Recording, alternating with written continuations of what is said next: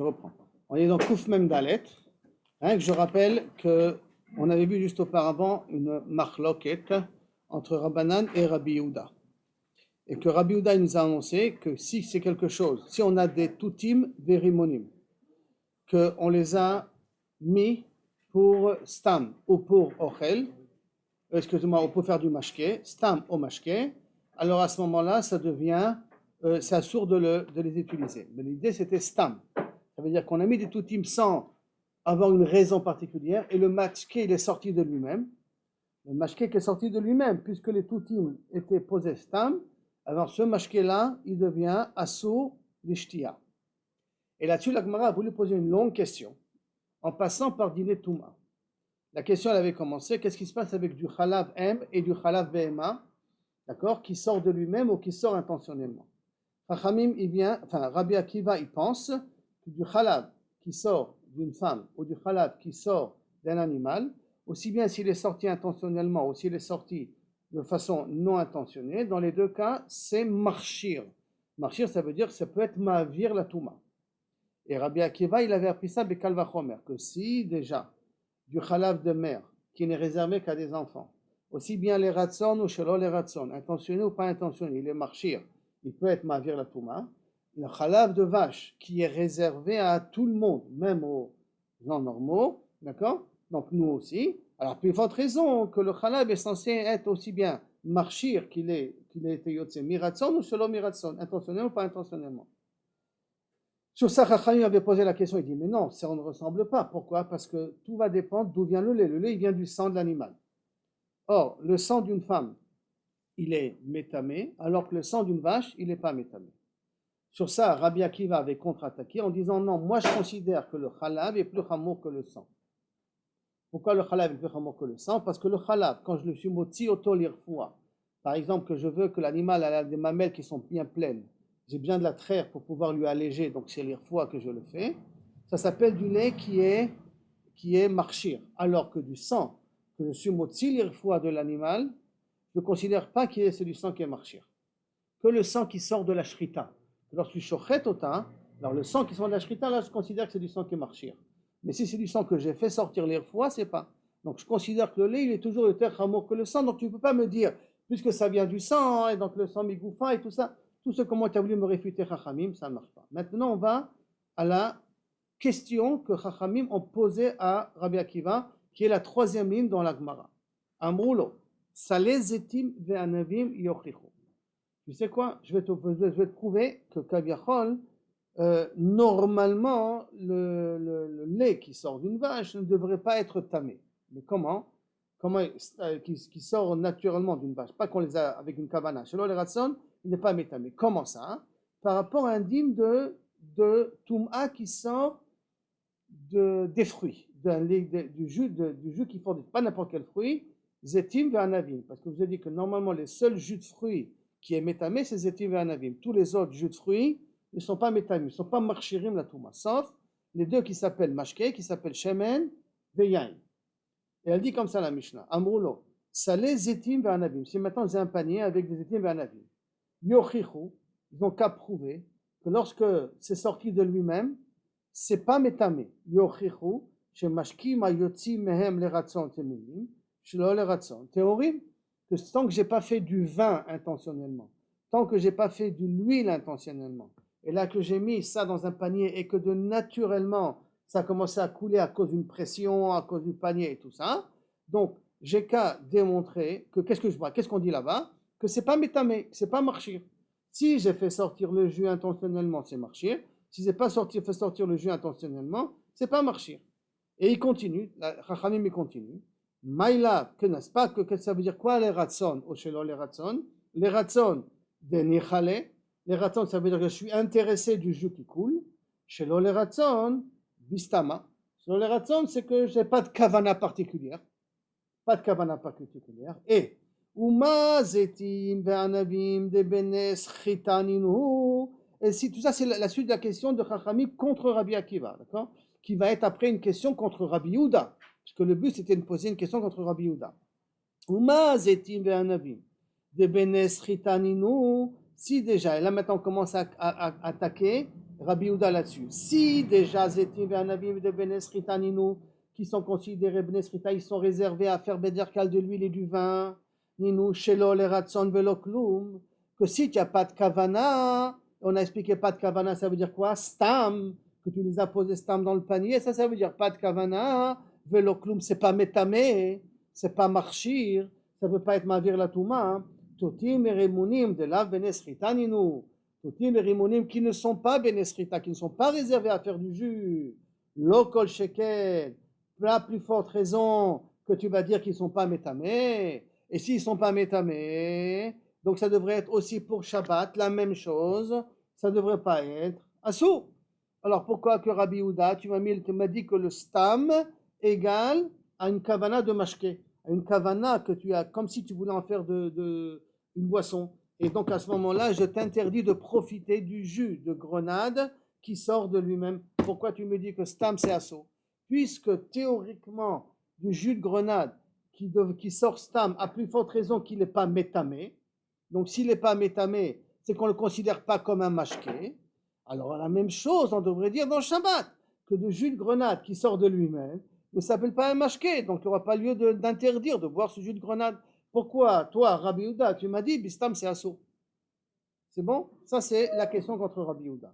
Réponse à la question. Lo. Tu as mal compris Ratson et Shelo les Ratson, comme on a expliqué dans la Mishnah. Ratson et Shelo les Ratson, là-bas pour Tum'a.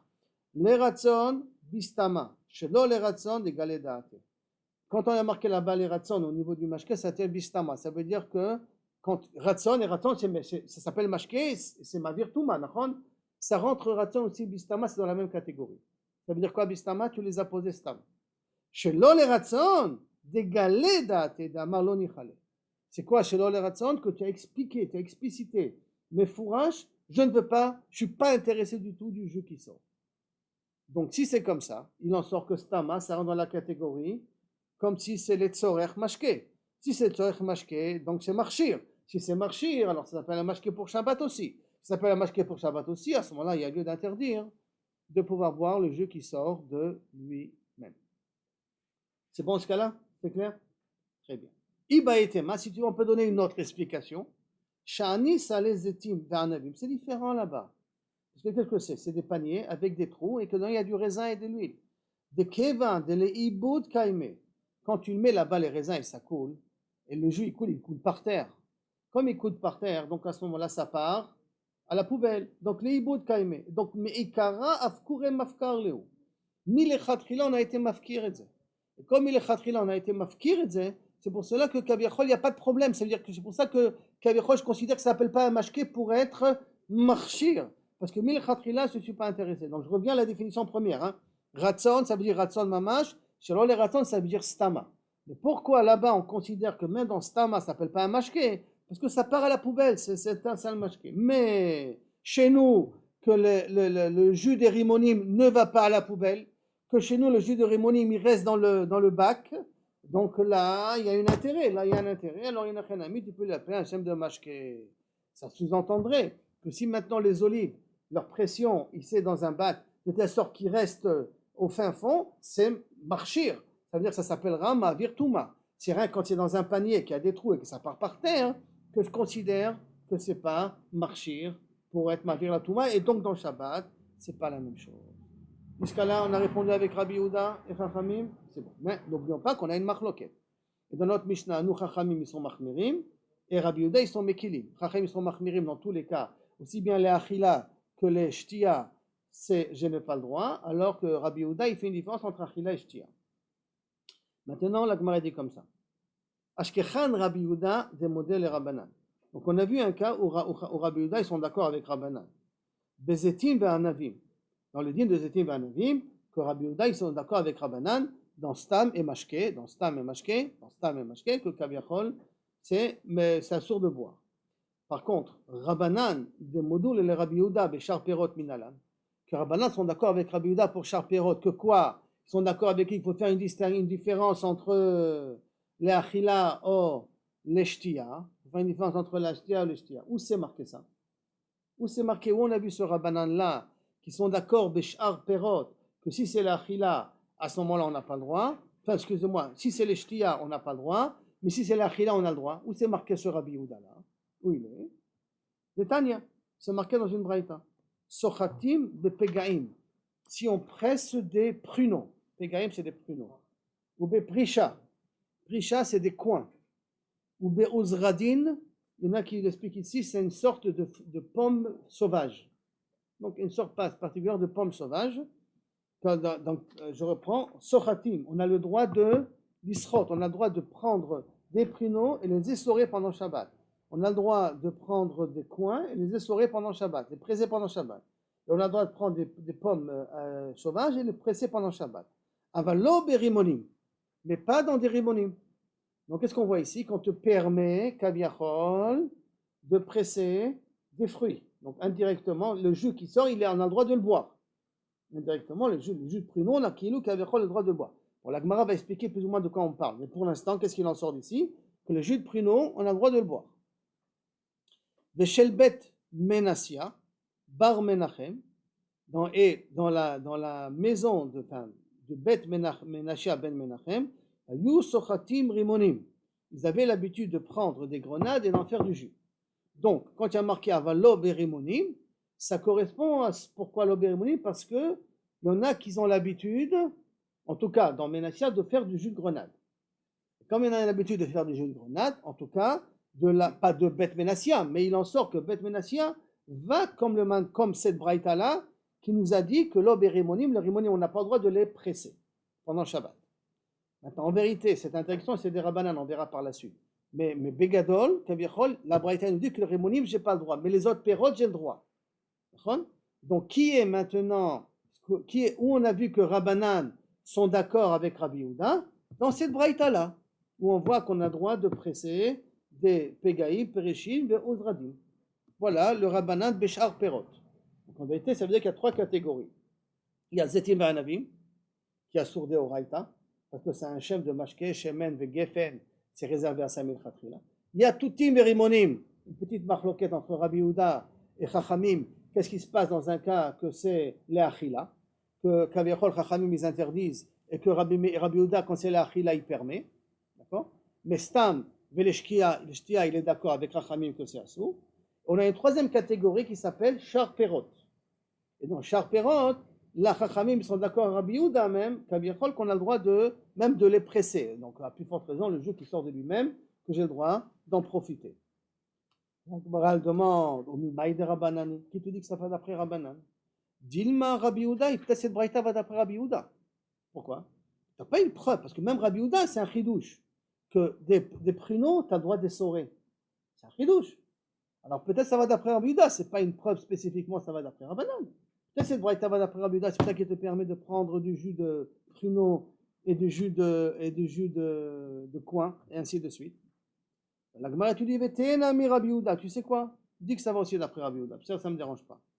Et marre, parce que des shamat les Rabbi Yehuda, yatsum atzmam, parce que tout ce qu'on a appris jusqu'à maintenant, que Rabbi Yehuda nous permet de profiter du jus qui est sorti de lui-même, les sochatim, les chatrila, mishamiatle, quand les pressés, les chatrila, prendre des pruneaux et les pressés, prendre leur jus, d'où tu as appris ça?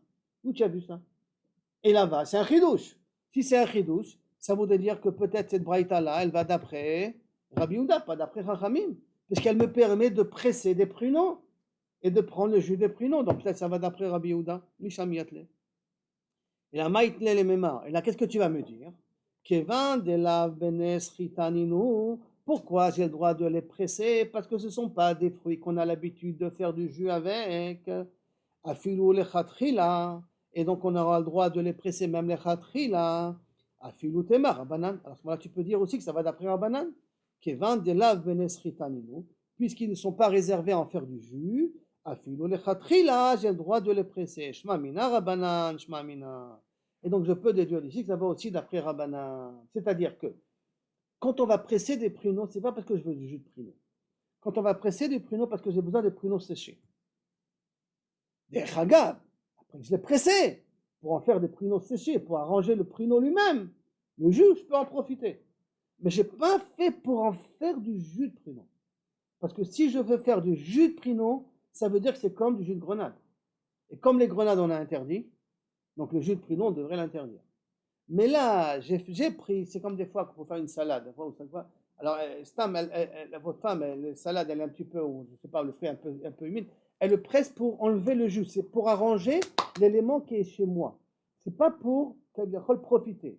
Bon, mais maintenant, c'est tombé dans l'assiette. Je peux le boire ou je peux pas le boire? La Mishnah vient t'apprendre. Bon, tu l'as fait maintenant pour arranger le fruit. Des chagaf, tu peux boire.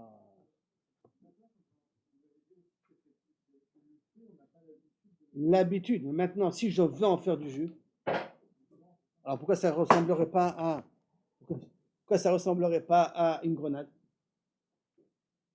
La grenade, on a interdit, d'accord? Pourquoi? Parce qu'on a vu qu'il y en a qui en font du jus. Alors si tu fais du jus de pruneau, tu devrais interdire le jus de pruneau aussi.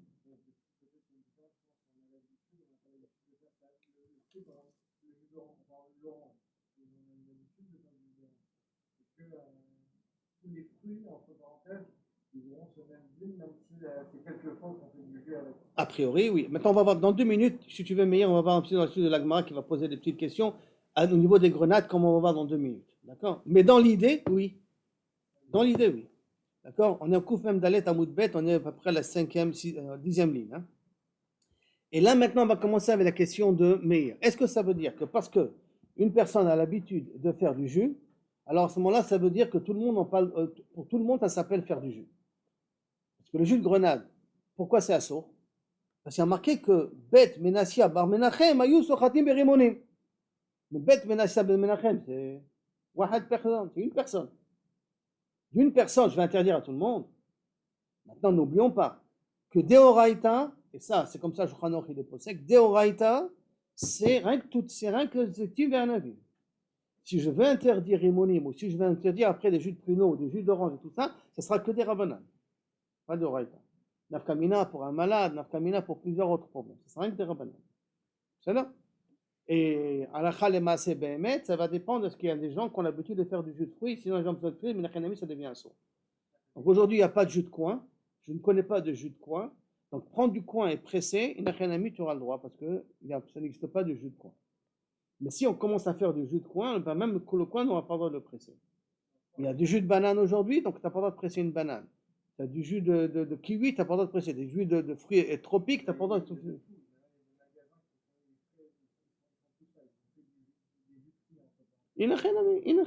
Ça devient une sorte de rabbinat de les presser pendant Shabbat. Pour tout le monde. Bon, on va voir dans 2 minutes. On arrive tout de suite à ça. Maintenant, je prends donc à peu près la 10e ligne ici. Bet Menassia Bar Menachem Ayou Sochatim Berimonim. J'ai l'habitude de prendre des grenades. Une famille prend des grenades, à faire du jus de grenade qui est très très très bon pour la santé des Chagab. Mais on mode mumlat, la grenade c'est avéré qu'on aime comme un des fruits qui a le plus de propriétés pour plusieurs maladies dans le corps. Hein. Plusieurs maladies dans le corps, mais mode mumlat de manger des grenades et de prendre du jus de grenade. Pour la fertilité aussi, non? Pardon? Pour la fertilité. Pour tout, pour le prostate, pour les problèmes de santé, pour l'immunité du corps. Maman, c'est un des fruits incroyables. Mais le manger avec la graine et tout en plus. Maman, kolkar zebari. Amar Rav Nachman, Alacha keshel bet menashe bar menachem. L'alacha est comme bet menashe. Ça veut dire quoi l'alacha est comme? Ça s'appelle du jus. Donc ça s'appelle du jus, donc ça s'appelle que c'est assaut. Amar le Rav Nachman de Menashe, la question de Meir, Menashe Tanahu, quoi c'est un Tana pour que tu dises Alacha est comme lui? Vechi tema Alacha, si tu vas me dire que Alacha est comme lui, Vechi Haïtana, de savoir que Shel Menashe, si tu vas me dire oui, parce qu'on a vu que dans la Mishnah chez nous on a marqué Rimonim, c'est Assour, nachon? Alors, Vechi Haïtana, de savoir les que Shel Menashe Menachem, ou Mishum de savoir, parce qu'il pense que Menashe Menachem, Alacha Kemoto, Menashe Menachem, Averuba de Alma. Est-ce que Menachem ben Menachem s'appelle le Rov Haolam pour que tu aies Mechayev? Si tu m'aurais dit que le Rov Haolam fait du jus de grenade, je comprends que tu m'interdis le jus de grenade. Mais tu m'as amené une famille là-bas, au fin fond du Galil, qui a l'habitude de faire du jus de grenade, et sur ça tu vas être Mechayev. Toute personne qui va faire du jus de grenade, comment c'est possible? Oui, c'est possible. Une personne, elle en fait du jus, ça devient interdit pour tout le monde. Comment c'est possible? Ditnan, Hamekayem Kotsim Bekerem. Kotsim, c'est normalement des ronces, d'accord? Et on sait très bien qu'il y a un problème de kilhaim. On n'a pas le droit de planter des graines à côté un verger. Maintenant, s'il y a des ronces qu'on poussait à côté le verger, ou entre le verger, est-ce que ces ronces-là, ils sont interdits, ils sont midin kilhaim ou pas midin kilhaim? Alors il dit comme ça la Braïta. Amakayem kotim, celui qui laisse des ronces, qui laisse, c'est-à-dire qu'il est intéressé de ces ronces-là, qui laisse des ronces dans un champ de grenade, dans un champ de vigne. Rabbi Eliezer Omer Kadesh, Rabbi Eliezer il dit que les ronces sont devenues asurim d'ana'a. Tu as pas le droit de les utiliser. Les Chachamim omrim eno mekadesh. Non, Chachamim dit ça pas. Ça n'a pas de gdusha. Et là, davar shekamahu mekaimim. Qu'est-ce qu'il y a une gdusha? Que des choses qu'on a l'habitude de garder, c'est-à-dire de planter, qu'on est intéressé que ça reste. Mais comme là, les ronces, ça ne nous intéresse pas, donc il n'y a pas un problème de kabiachol, de kilaim à cause de ça. Ve'amar Rabbi Chanina, maïtama de Rabbi Elazar. Quelle est la svara de Rabbi Elazar de considérer les ronces comme asur be'ana parce que ça a poussé à côté les vignes, sheken be'arvia parce qu'en Arabie Saoudite, mekaimim kotse sadot, on a l'habitude de laisser ces ronces-là, les gmalem pour leurs chameaux à manger. Maintenant, ça veut dire quoi? Tu vois qu'on a interdit, d'après Rabbi Eliezer, au monde entier, à cause de qui? À cause de Aravia, qu'ils ont l'habitude de laisser ces ronces et que de les laisser pour leurs animaux. Alors, comme eux, ils ont l'habitude, donc ils ont été Mekayem, c'est interdit pour tout le monde. La même chose ici, que Ben Menachia, ils en font du jus, donc à ce moment-là, ça devient interdit pour tout le monde. La Gemara demande, Mide Aria de Arvia, Atra, Acha, Batladato et Sekoladam. Aravia, c'est un pays, c'est énormément de personnes, c'est tous les Bédouins, donc c'est une importance. Donc je comprends que ça peut s'appeler Chashivut, je peux prendre en considération leur minagim pour interdire pour les autres. Mais là, on a affaire d'une personne. Une personne, Batladato et Sekoladam, son comportement il s'annule par rapport aux autres. Donc il dit Avamina, pour une personne, tu vas interdire au monde entier. Et c'est Koladam. Et là, non, c'est pas ça la raison. Et là, Inutama Keder Rav Chizda. Et là, la raison elle est comme Rav Chizda. Zama Rav Chizda. Teradin, de nouveau, nos fameuses bleds pour en faire des épinards, pour en faire, par exemple, la pkaïla. Chez Sachatan, que je les ai essorés, d'accord? Venatnan va migvé, et le jus de Teradin que j'ai fait sortir, je l'ai fait tremper dans le migvé, poslim et un migvé bishilou maré. Ils annulent le migvé bishilou maré, c'est-à-dire, un migvé pour qu'il soit cachère, c'est Arbaïm Ser. Arbaïm Ser, ça doit être fait d'eau. D'accord? Si je rajoute un colorant, quel qu'il soit, dans Arbaïm Ser, il a la quantité qu'il faut. D'accord? Si je rajoute un colorant, quel qu'il fait, qui change la couleur de l'eau, le migvé devient passo. Pardon? Il n'y a aucune quantité, même ça peut être 1000 litres.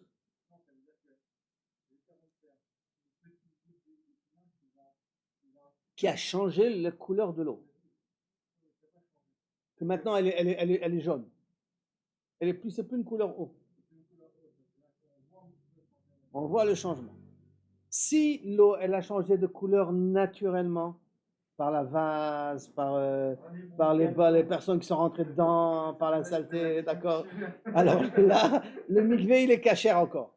Le mikvé il est encore cachère. Mais si j'ai mis une goutte de colorant dans un mikvé qui a changé la couleur du mikvé, le mikvé devient pas sourd. Donc, hein? Parce que là, ça s'appelle pas changement de couleur, c'est rien que la saleté. Quand les gens ils rentrent, ils n'amènent pas un colorant, ils amènent de la saleté, c'est tout. C'est la transpiration et tout ça, c'est de la saleté. Et donc laisse l'eau, elle va décanter, et toute cette saleté va descendre enfin par la suite. Par contre, c'est pour ça que d'ailleurs, quand vous rentrez dans un mikvé, il y a du sable, et tout, ça devient maintenant un achour, ça devient très sombre. Le mikvé, il a quand même cachère. Laisse décanter, et tu pourras l'enlever. Ou par exemple, filtre, et tu verras que c'est rien que la saleté que tu as. Mais quand tu mets une goutte, tu n'as qu'à la filtrer. L'eau, elle a changé de couleur, c'est fini.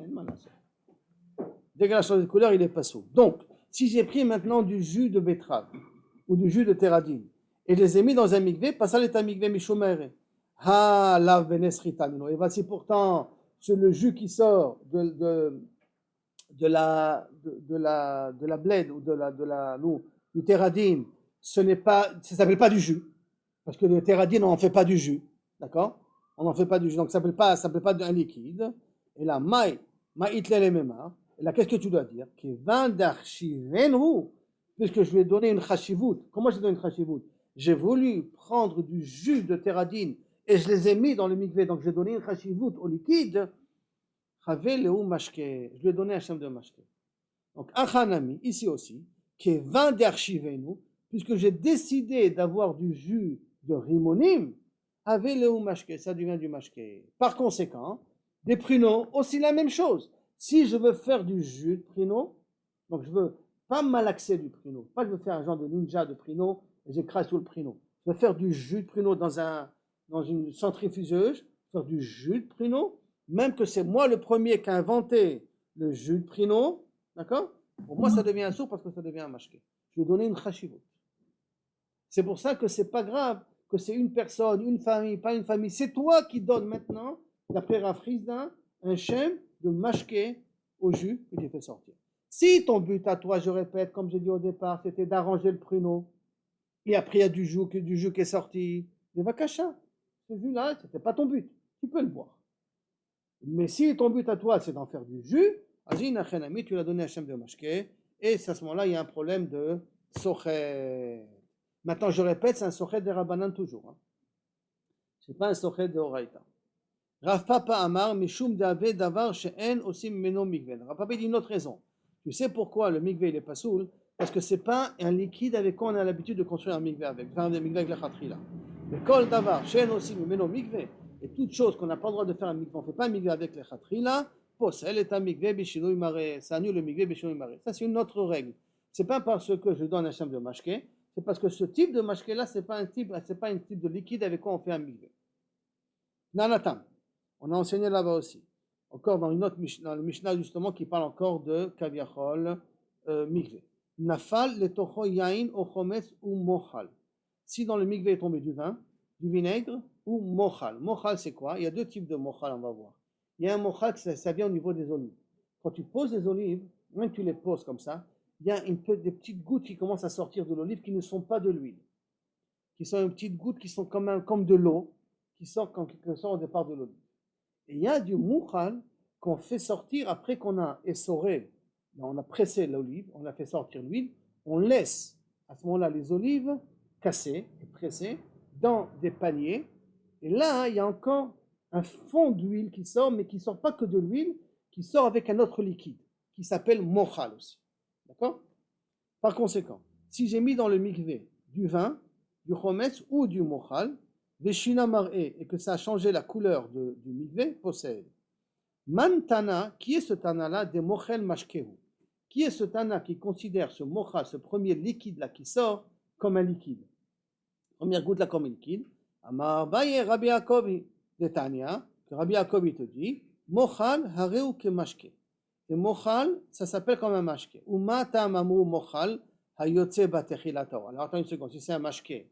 Alors pourquoi on a dit que le mochal, quand il sort au début, il est tahor? Ça veut dire que lorsque j'ai pris ces olives, je les ai posées dans un bac et qu'il y a un petit peu de jus qui est sorti, qui a commencé à sortir, ce liquide-là qui s'appelle ce premier mochal, il est tahor. C'est quoi il est tahor? Il n'est pas marchir. Il ne s'appelle pas de l'huile pour être marchir. Parce qu'on dit que l'huile, il est marchir la touma. Il est mavir, il est marchir le cli pour être mekabel touma. Donc, pourquoi il est encore tahor? Les fiches parce que je ne suis pas intéressé de cette eau-là. Cette eau-là, elle me dérange. Moi, je veux l'huile. Donc, je suis intéressé que ça parte à la poubelle. Donc, c'est pour ça que je laisse dans toute cette huile, tous ces olives-là que je vais prendre après. Je les mets dans un bac avec des trous. Comme ça, ce premier liquide s'en va parce qu'il me dérange pour l'huile. Il m'abîme l'huile. Donc, comme je ne suis pas intéressé, c'est pour ça que ça ne s'appelle pas un mashké. D'accord? Mais c'est suffisamment pour s'appeler un mashké pour être possède le mikvé. S'il est méchané, la couleur du mikvé. Rabbi Shimon Omer, mochel eno ke mashké. Mochel n'est pas comme un mashké du tout. Et pourquoi ils ont dit que mochal hayotse meikul betabat? C'est quoi? C'est le deuxième mochal que je vous ai dit. Ikul betabat, ça veut dire après avoir pressé l'olive, je laisse l'olive avec ses olives, avec son noyau et tout, dans un bac poreux, dans un genre de panier poreux, et je mets une pression avec une poutre et ça continue à couler, qui n'est pas de l'huile de première pression, c'est pas la première pression comme on a l'habitude de dire, et là c'est une deuxième pression, une troisième pression, mais que ça sort de lui-même, et là-bas, en même temps que l'huile sort, il y a aussi un petit peu de mohal qui sort. Il semblerait-il, on peut le distinguer. Et par conséquent, mochal eno mashke, ou matam amarnu mochel hayotse meikul betabatame, les fiches et efshar belot tirtzoche shemen. Parce qu'obligatoirement, il faut qu'il y a des petites molécules d'huile qui accompagnent ce mochal. Et comme il y a de l'huile qui accompagne ce mochal, et l'huile il est ma'avir touma, alors c'est pour ça que ce mochal qui est en deuxième position, il est ma'avir touma, aussi bien qu'il ne s'appelle pas mashke. sauf, bien, aussi bien d'après Rabbi Shimon que d'après Rabbi Yaakov, ça veut dire que le mochal d'avant, il est mashké, mais il n'est pas makabel touma. Le mochal d'après, il ne s'appelle pas mashké, mais il est makabel touma. Quelle est la différence qu'il y a entre les deux? Maï benayou, Itai benayou, deate batar atzitzata. Batar atzitzata, Rashi nous dit quelque chose que je ne connais pas au niveau de la production de l'huile, mais si vous regardez en langage de Rashi, leachar shitrilu litramem, après que les olives ont commencé à chauffer, semble-t-il l'un à côté de l'autre, dans le panier, il y a une fermentation qui se fait au niveau de l'olive. Donc, leachar shitrilu litramem, dachaku ze et ze, venithava hakomer yamim. Et il y a comme un liquide qui se forme par le fait que l'un chauffe l'autre, qu'il y a une fermentation, il y a un genre de petit liquide avant la pression qui sort. Comment considérer ce liquide-là? Est-ce que le considérer comme un mashké ou pas un mashké?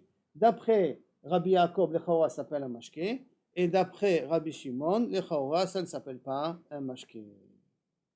On a fini maintenant avec le problème de Rabbi Yehuda, Touti, etc. Maintenant, on va rentrer dans un deuxième din de Sochet, qui dit la chose suivante. Rabba Amar Mishum Davar She'en aussi Memeno Mikve. Mechila, je reviens, je sais pas maintenant, on va voir en 2 minutes. Je suis trompé. C'est 2 lignes plus tard. Rabba Amar Mishum Davar She'en aussi Memeno Mikve, puisque normalement, ce mochal-là, où on a dit le teradin avant, comme vous voulez, c'est quelque chose qu'on n'a pas l'habitude de faire un mikve avec, possède est un mikve, Bishinu Imare, c'est pour ça que le mochal, il est possède le mikve, Bishinu Imare. Là, on a terminé l'histoire maintenant. Amar Rabbi Yehuda Amar Shmuel. Et là, on rentre dans un autre dîme qui concerne le dîner de Srita. Sochet Adam Eshkol Anavim. Les Toch Agdera, j'ai le droit de prendre du raisin et de le presser dans une salade. Gdera veut dire la nourriture, une marmite avec, un plat avec la nourriture à l'intérieur. Donc, prendre du citron, prendre du raisin, prendre de l'olive, tout ce que vous voulez, on a le droit de presser sur de la nourriture. Avalo les Toch Akeara, mais pas sur un bac vide. Parce qu'un bac vide, ça fait Srita Mamash, qui est Mefarek. Amar Afrizda, Midivrei Rabbeinu Nilmad, donc de là je comprends. Acholev Adam Ez, si je trais une chèvre, les toch agdera dans de la nourriture, d'accord? Moutar, c'est permis. Avalo les toch akiara, parce que tout vient dans le din de Dash, ou Mefarek. Comme le jus qui est dans le fruit, je presse, c'est un problème de Mefarek. De la même façon, le lait qui est dans les mamelles, je presse, c'est aussi Mefarek, c'est aussi Sochet, je fais sortir de l'endroit où il se trouve. Donc ça ressemble, c'est le même type de Melacha. Donc si tu veux me dire que quand je suis Sochet, un liquide, un fruit, dans de la nourriture, ça ne s'appelle pas Sochet, parce que ça s'appelle Ochel, il était dans le fruit ça s'appelle Ochel. Les Toch, Ochel. Sochet, Ochel, et Toch, Ochel, ça s'appelle Ochel, donc c'est Mouta, ça n'a rien été Mefarek. Tu l'as remis dans la nourriture. D'accord? Donc si on part comme ça, j'ai le droit de traire une chèvre dans une marmite où il y a de la nourriture dedans. J'ai le droit de, je mets des cornflakes et je traite la chèvre dessus. Ziyeh beseder. Alma, donc, avalol toch hakera, alma kasavar mashke. Donc, qu'est-ce que je comprends d'ici? Puisque le ez, on est bien d'accord, c'est du lait, et du lait s'appelle un mashke. D'accord? Donc, abba le ochel, qui ochel. Ça veut dire qu'un liquide qui vient d'une nourriture et qui tombe dans la nourriture s'appelle de la nourriture. Dès que le liquide tombe dans la nourriture, il devient appelé la nourriture. Miti, Rami, Barhama, si c'est comme ça, je vais poser une question. Rami Barhama pose la question suivante. Zab. Vous savez que Zab, il est métamé, vous vous rappelez? Le Maga, le Midras, le Hesed, celui qui est métamé le plus, hein, le Zab. Le Zab, Shecholev et Taez, Achalav Tamé. Il y a une Mishnah qui te dit, au nom de Rabbi Barhama, si un Zab, il crée une chèvre, le lait, il est automatiquement tamé. Je ne comprends pas, il te dit. Via Marta, Mashke, Abal, Ochalim, Ochel, Hu. Si tu me dis un liquide qui tombe dans la nourriture, s'appelle de la nourriture, de Mai Itkacher. En quel moment cette nourriture a été dans une situation qu'elle a été rendue apte à recevoir la Touma? Puisque le lait est tombé directement, on ne parle pas qu'il est tombé, bien entendu, dans un verre, parce qu'à ce moment-là, il reste un liquide. Et là, il est tombé dans la nourriture. Donc, en tombant dans la nourriture, il n'a jamais été kaviachol, devenu tamé, puisqu'il n'a pas eu le temps de devenir mashké. Il est passé de la chèvre à la nourriture et s'appelle ochel. Or, un ochel, pour qu'il devienne tamé, on sait qu'on a un klal, il faut être marchiroto. de l'eau, de l'huile, il y a quelque chose qui doit être marchir, qui doit le rendre apte à recevoir la Touma. Alors comment le Zav il est métamé, celui-là, parce que dans la Bretagne, il n'y a pas marqué de différence. Est-ce que c'est tombé dans la nourriture, pas tombé dans la nourriture, c'est marqué. Un Zav qui traite une chèvre, le lait il est tamé, point barre, sans aucune différence. Donc ça voudrait dire que même quand ça tombe dans la nourriture, le lait il est tamé. Pourtant, quand ça tombe dans la nourriture, ça s'appelle de la nourriture. Et si ça s'appelle de la nourriture, à ce moment-là, ça s'appelle automatiquement, il faut que ça soit indigne de nourriture qui devient tamé. Et là, il y a une quantité, et là, il faut une kavana, et là, il faut que ça soit un marchir. Il y a plusieurs conditions pour que la nourriture devienne tamée. Réponse. Kedama Rabbi Yochanan, Tipa ameluchlechet al pi adad. Alors, ici, on parle de la première goutte, c'est-à-dire, là-bas, on parle c'est dans une autre Gemara. Ça, c'est dans une autre Gemara. La Gemara, elle est dans Kritut. Une femme qui est Zava, par exemple, qui veut faire sortir son lait. Alors, comment elle fait? D'abord, elle presse un petit peu pour qu'il y ait du jus qui puisse sortir, pour voir qu'elle ouvre le canal. Comme ça, après, elle peut donner à l'enfant. Des fois, même un enfant, elle traite un petit peu, comme ça ouvre les canaux, comme ça, l'enfant, il peut téter facilement le sein après. Donc, quand elle fait cette petite pression, elle est intéressée que les premières gouttes sortent. Comme elle est intéressée que les premières gouttes sortent, ça, c'est des gouttes qui s'appellent mashke, parce que je les veux en tant que gouttes. Et ces premières gouttes-là, puisque le zav, il est métamé B7, donc quand elle presse, elle est métamé cette goutte. Tout le lait qui va sortir après va être tamé à cause de la première goutte. Alors là aussi, c'est la même chose pour le hez. Un zav, pour pouvoir traire, il faut d'abord ouvrir les mamelles, donc il fait une première pression comme ça. Cette première pression, il est intéressé en tant que jus, il n'est pas intéressé en tant que... Donc cette première pression, elle devient taméa avec le zav, et tout le lait qui va sortir par la suite devient tamé à cause du zav. Al-pi adad.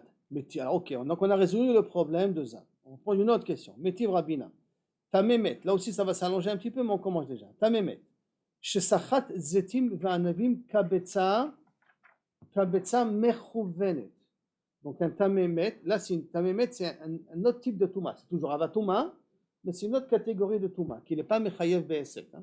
Il est un peu moins que le zav.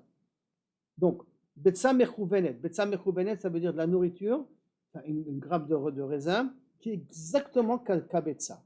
Or, rappelez-vous que ochel métamé qu'à partir qu'il est égal à kabetza. Moins que kabetza, il n'est pas métamé. Mais comme la grappe de raisin elle est exactement kabetza, donc quand je presse le raisin, c'est déjà moins que kabetza dans le raisin.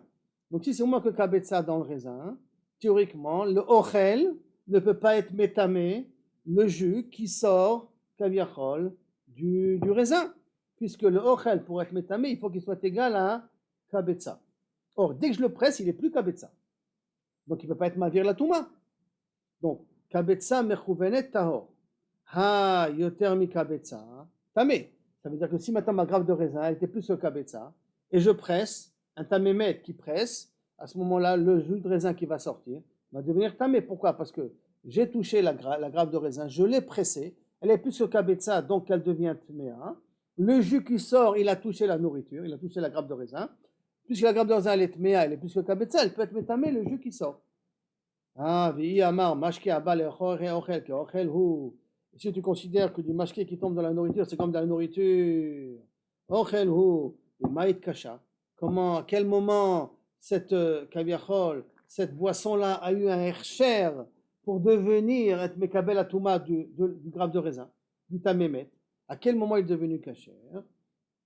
Vous motive là, vous mefarek là. Lui il pose la question et lui il répond. Comment ça? Besochet le torah kedera.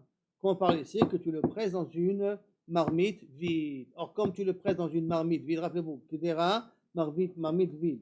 Alors kehara, excusez-moi. Kehara, marmite vide. Kedera, ça veut dire qu'il y a de la nourriture à l'intérieur. Donc kehara. Or là, ça veut dire que je le veux en tant que mashke. Comme je le veux en tant que mashke, donc ça ne s'appelle pas ochel. Comme ça ne s'appelle pas ochel, alors il peut recevoir la touma de la grappe de raisin.